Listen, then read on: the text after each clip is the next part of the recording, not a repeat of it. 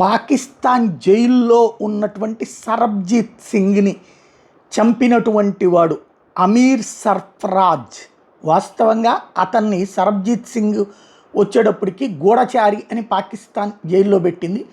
అతను చనిపోయాడు అన్నటువంటి విషయాన్ని కూడా బయటికి రానిలేదు. కొన్ని రోజుల తర్వాత బయటకు వచ్చింది. అతను కమ్యూనికేషన్ ఇవ్వకపోతే అది కూడా ఆ ఎవరైతే సరబ్జీత్ సింగ్ వాళ్ళ సిస్టర్ గొడవ చేసిన తర్వాత అతను చనిపోయాడు అన్నటువంటి సమాచారం ఇచ్చారు. 13 సంవత్సరాలు అయిపోయింది. 2013లో ఈ అమీర్ సర్ఫరాజ్ అనేటటువంటి వాడు జైల్లో ఉన్నటువంటి అతన్ని చంపాడు.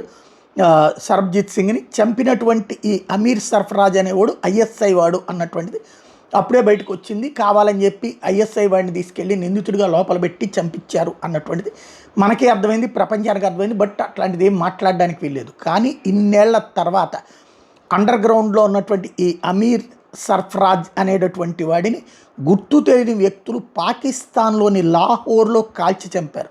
1 కాదు 2 కాదు 21 బుల్లెట్లు దిగినాయి వాడికి. తల పైనుండి కింద దాకా అడుగడుగున దిగినాయి. జల్లెడ చేసి పడేశారు శరీరాన్ని. సరబ్జీత్ సిస్టర్కి 13 ఏళ్ల తర్వాత న్యాయం జరిగిందని చెప్పచ్చు. బట్ ఇక్కడ మన గూఢచారులు చేశారా, రా చేసిందా, లేకపోతే దురంధరులు చేశారంటే అక్కడ ఏమక్కర్లేదు. పాకిస్తాన్లో పేదరికాన్ని పెంచి పోషించి వాళ్ళని తీవ్రవాదం వైపు తీసుకెళ్తుంది పాకిస్తాన్. అదే వాళ్ళకి మనం డబ్బులు ఇస్తే వాళ్ళైనా లేపేస్తారు. అదే జరుగుతోంది ఇప్పుడు.